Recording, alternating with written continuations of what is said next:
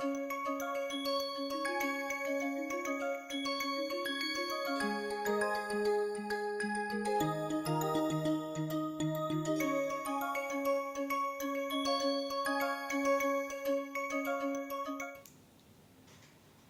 are going to see different kinds of biostratigraphic correlation.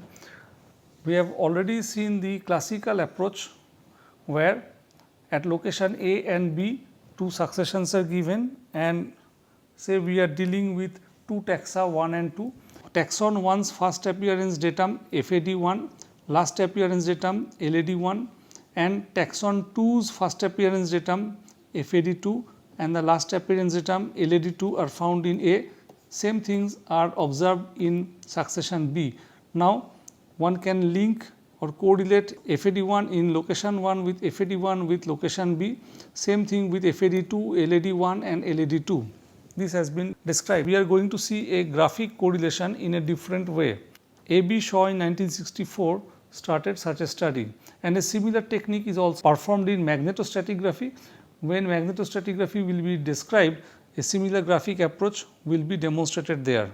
Now, for this graphic correlation, consider two lithosections, outcrop A and outcrop B. Now, consider outcrop A has fossils 1, 5, 9, 11 and 12. These are the different taxa, and outcrop B has fossils 5, 6, 7, 9 and 10. So, the common taxa are 5 and 9 in outcrop A and B, that is what is stated here, and we have taxa 1, 11 and 12 in outcrop A which are absent in outcrop B. Similarly, one can see in outcrop B what are the taxa present which are absent in outcrop A. Those are 6, 7 and 10. Now, we are going to plot the common taxa in outcrops A and B. That means, we are going to deal with 9 and 5, only these two taxa. We are not going to plot 1, 11, 12, 6, 7 and 10. These are the two outcrops. Their bottom may be at different mean sea level, that means they might be at the different elevations. Now, for the first appearance datum, I will be using this hollow circle, and for the last appearance datum for taxa, I will be using the cross symbol. Say from outcrop A at some height, the FAD which is given by this symbol for taxon 9 is documented. So, that height can be found out and can be plotted over here. Similar height is also found for outcrop B, and once we plot, we get this point. Now, the LAD of taxon 9 can be plotted. Similarly, the FAD of taxon 5 can be plotted, and the LAD of taxon 5 can also be plotted. So, in this graph, we have plotted the location of outcrop A, the fossils in outcrop A and that in outcrop B. That means, we are dealing with two successions and we are not taking this classic approach.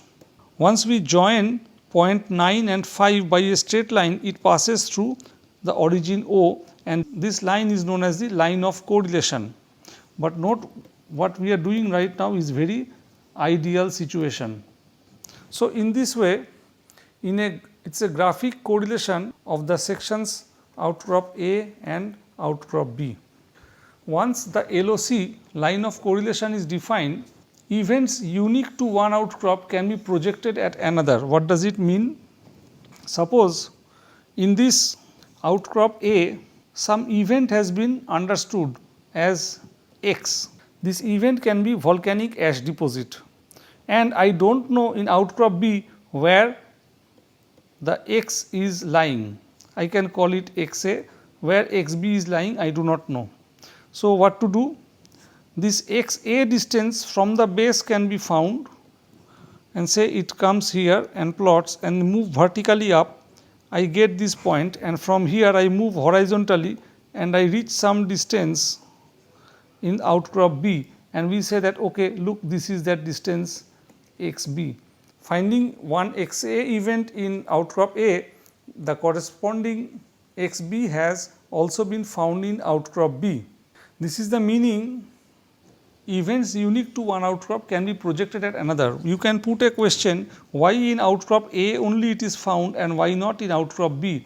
This can be the issue of preservation. For some reason, let us say XB event was not preserved within the outcrop B.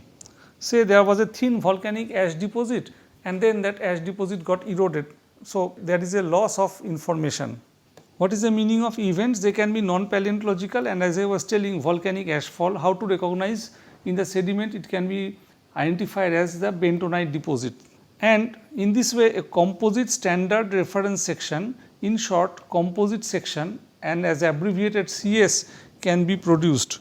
This section can be called as a composite section, and more sections can be added to enrich the composite section. We have dealt with 2 outcrops, but we can very well deal with more than 2 outcrops. By convention, a section with more number of events are plotted along the x axis. Here outcrop A is plotted along x axis, outcrop B is plotted along y axis. Suppose I have more number of events, more number of fossils in outcrop A, convention is that we put that along the x axis, and the outcrop with less events is plotted along the y axis. This LOC makes an angle with the x axis 45 degree, which also means that the outcrops are of equal thickness. So, in this drawing, very ideally speaking, this angle is 45 degree. So, that means this angle also is 45 degree. This is ideal situation. When it happens when the 2 outcrops are of the equal thickness, but typically this is not the real case. 2 outcrops of exactly same thickness we may not find. But if one outcrop has got more thickness, that means more deposition has happened, possibly because of more subsidence in that outcrop than the other. This is a case when the LOC is more shifted towards one of the outcrops P, which is represented along an axis. If LOC is more shifted towards the x axis, that means that outcrop P is thicker than outcrop Q. So, we can say if this is the line LOC, that means outcrop Q is thicker than the outcrop P. We can get a situation where the center and say the taxon 9, these two are plotted as a straight line, whereas once we plot taxon 5, FAD and LAD, we find that this line is not falling in that line. So, this indicates intermittent variation in stratigraphic thickness. The sedimentation rate in the different stratigraphic sections need not be uniform. This is one such manifestation. While we are doing the study, we recognize that the preservation of fossil is an issue. The first appearance datum and the last appearance datum may change in subsequent research. If fossils are obtained from drilling, LAD is reliable but not FAD. Why? Say this is the place through which drilling has happened and first a fossil has been encountered. This is the first finding of fossil by drilling. It can indicate the last appearance datum, and once this was picked up, once this rock was picked up, some part of the fossil will be broken and will go down, and then a place comes when we get the last appearance obtained by drilling. Now, this need not indicate the FAD or FA. Why?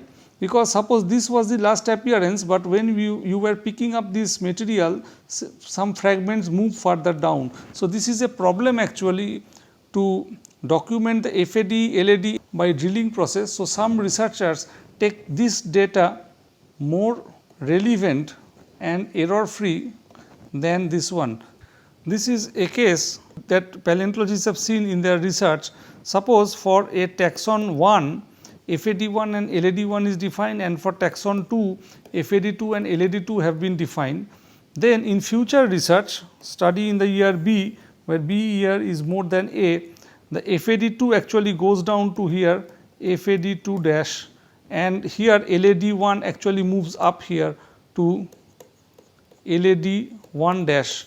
In that case, the concept of stratigraphic correlation and several statistical analysis can go wrong. So, with the discovery of new fossils, biostratigraphers have to revise their stratigraphy. while attempting a graphic correlation, we sometimes do not get a straight line indicating LOC. Rather, we can find 3 segments of line like that. What does this indicate? As usual, we have placed along the x axis the reference section, and the section to be compared is placed along the y axis. The first segment, and as a straight line, indicates the rate of sedimentation in section plotted along x axis and y axis are the same. Then comes a portion of the straight line which is parallel to the x axis. This is known as plateau, and it indicates a hiatus in sedimentation at B. The section B plotted along the y axis indicate a hiatus, that means a small break in deposition. The other segment is also a straight line, but note that this straight line has moved towards the y axis or towards the B section. If it had not moved towards the y axis or the B section, it would have gone like that. I mean to say, these two segments would have been parallel. Note that this segment and this segment are non-parallel. In fact, this segment line has moved more towards the y axis.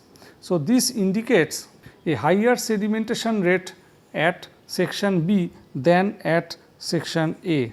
From here, one can think how the graph would have been for this portion if the sedimentation rate at section B was less than that of section A. I am drawing that here. It would have looked like this. Initial part we are not comparing, we are not changing the condition. So, I have drawn the same line. Here also consider there is a hiatus, but after that how the line will look like. First of all, parallel to this I can draw a dash line. Now, the segment of the line like this indicates that section A's sedimentation rate was more than that of section B, because this line is shifted more towards the x axis than towards the y axis, shifting with respect to this dash line.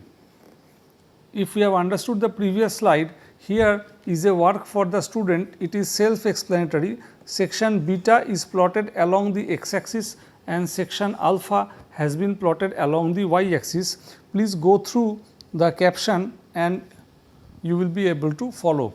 While drawing the line of correlation LOC, the approach can be putting best fit line, which can be done statistically. There are other approaches where a paleontologist relies more on certain fossils. For example, in this diagram we have taken two sections and plotted along x and y axis.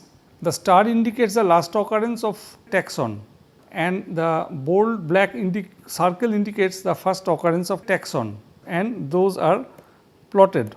Now, for some reason geologist A, whose line of correlation is shown by dash line, has plotted best fit line like this, and this best fit line passes through this particular first occurrence of a taxon.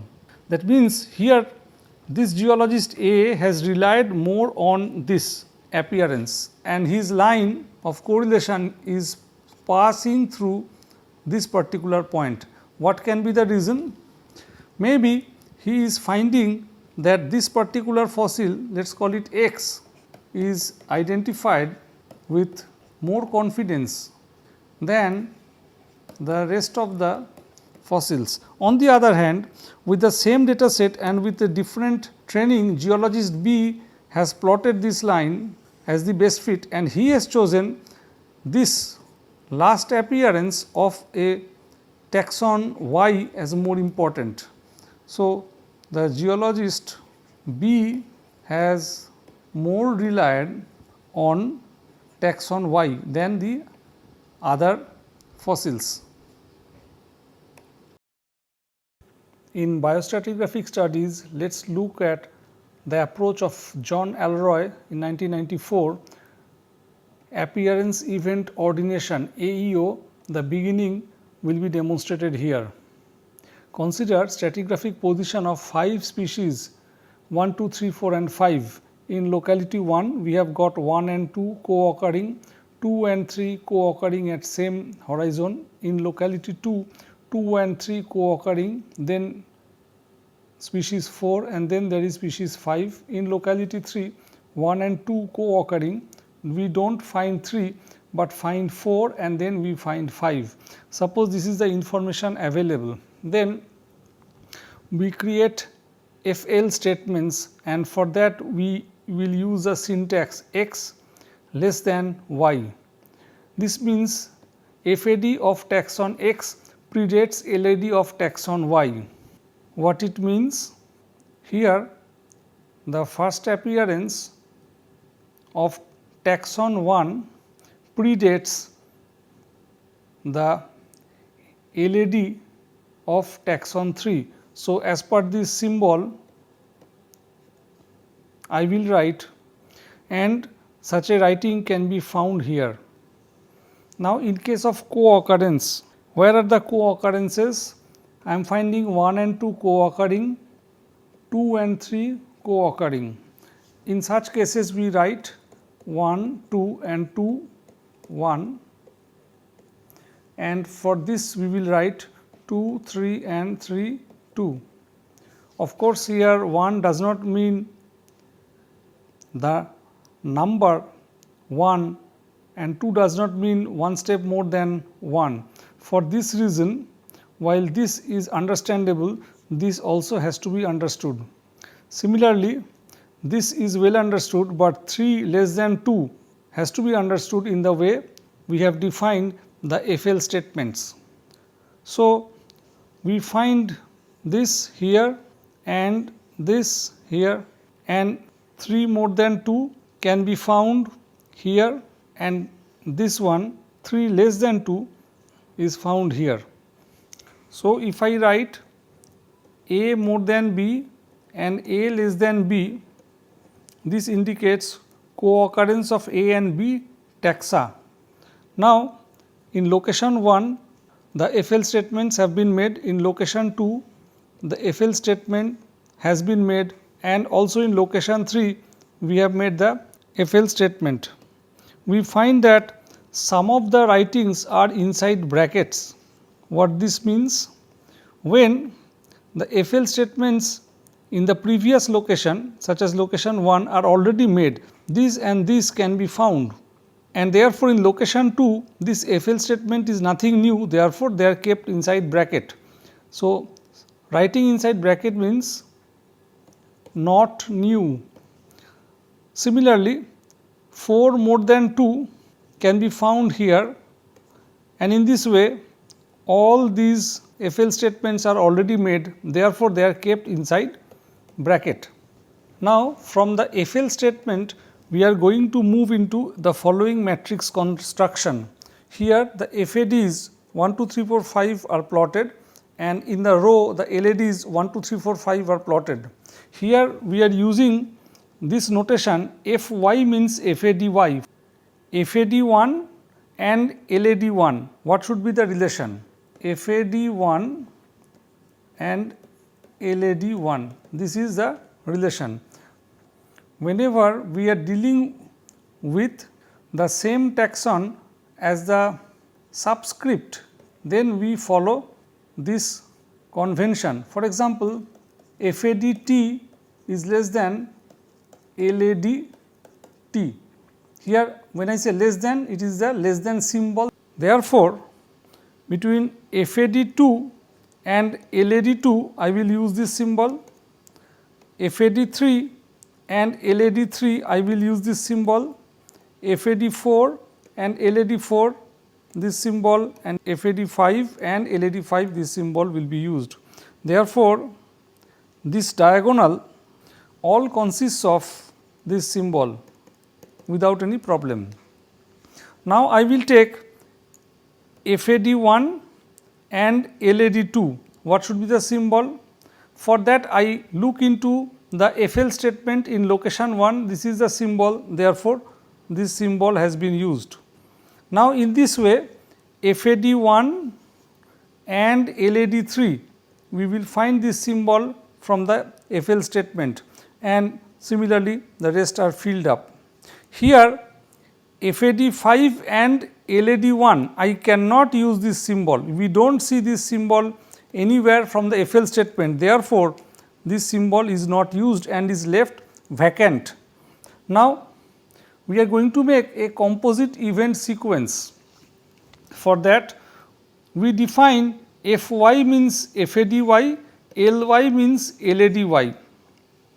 So, F1 means FAD1, F2 means FAD2, L1 means LAD1, F3 means FAD3, and so. Now, for species 1, this is the first appearance and it ends up here, last appearance datum of 1. For species 2, 1 and 2 were co-occurring. In fact, that is why we kept them side by side and kept a comma. So, it starts here and where it will end. L2 and L3 are co-occurring here. So, here it will end LAD2. Now, for species 3, it starts at F3 and ends at this point L3 end LAD3. Then FAD4 starts here and it should end at LAD4. Then species 5 starts at F5, that means FAD5 and it should end at LAD5. In this way, a composite event sequence has been constructed. This is the starting point of the appearance event ordination, and biostratigraphers use this technique. While writing F1, F2, L1 and then F3, L2, L3, F4, L4, F5, L5, is it randomly written or is there any sequence? The answer is there is a proper sequence. Since F1 and F2 occur together, co-occurrence, that is why I kept comma. After F1 gets started, somewhere it has to end, therefore, I have written L1 and so forth. Let us understand briefly ranking and scaling RASC. This is to estimate the most probable range of taxa. Let us see the practical problem faced by paleontologists. Suppose this is a stratigraphic succession, A is more frequent than event B. There is an event B and event A was more frequent, and A happened earlier than B because in succession bottom of B we are finding evidence of A. And what about event B? Event B was more frequent than event C. This is event C. So, this succession suppose is established by a paleontologist. Unfortunately, there can be some sections where we find A is younger than C. This looks anomalous, and in such contradicting cases probability of pairwise event sequences are ranked. What is constrained optimization? It is a quantification of the likelihood. So, probability issue is coming that some observed FAD first appearance datum and LAD last appearance datum of taxa are more dependable than others. Looking at the biostratigraphic issues from a statistical viewpoint, let us understand the confidence limit on stratigraphic ranges. Suppose the first appearance of a taxon is shown here in the stratigraphic column at the bottommost, and the last appearance is shown over here, and in between FA and LA, not everywhere we are getting the species, we are getting it here, here, here, here and here. That means between FA and LA we are getting it 1, 2, 3, 4, 5 times. In this diagram, at 5 different horizons between FA and LA, a taxon is reported. Conventionally we will say, since this is the last appearance, so we formally designate this place as LA. But we understand that the probability of getting fossil also depends on the facies. Suppose the facies is not suitable, then even though the organism might be persisting, fossils might not be preserved. Taking this problem in mind, consider that there are 50 time increment between FA and LA. From this point, from this horizon up to this horizon, we can divide into 50 equal parts. So, if I count these rectangles 1, 2, 3, it will go up to 50, and out of these 50 time increments of equal duration, fossils are found in only 5 of the increments as I told, and I retell this is in these black horizons. So, the estimated sampling of probability is 5 divided by 50 is equal to 0.1 per time increment. Let us step one time increment beyond or younger than the observed LA. Here is the LA, beyond means in this direction we are going to see each of these increments. Now, we have drawn by dashed lines rectangles with same amount of breadth such as these. So, the probability of getting fossil in this horizon is 1 minus 0.1, 0.1 is coming from here is equal to 0.9, that means we still have a high chance. Then why do not we get the fossil?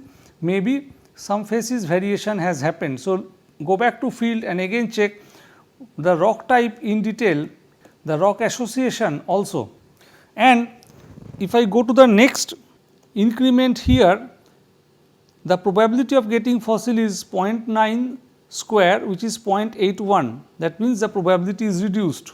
Going to one step up in the horizon, the probability of getting the fossil is 0.9 cube, which is 0.73, and if it goes on here it is 0.9 to the power 7, which is 0.48, and 0.48 is less than 0.5, that means the probability has reduced significantly.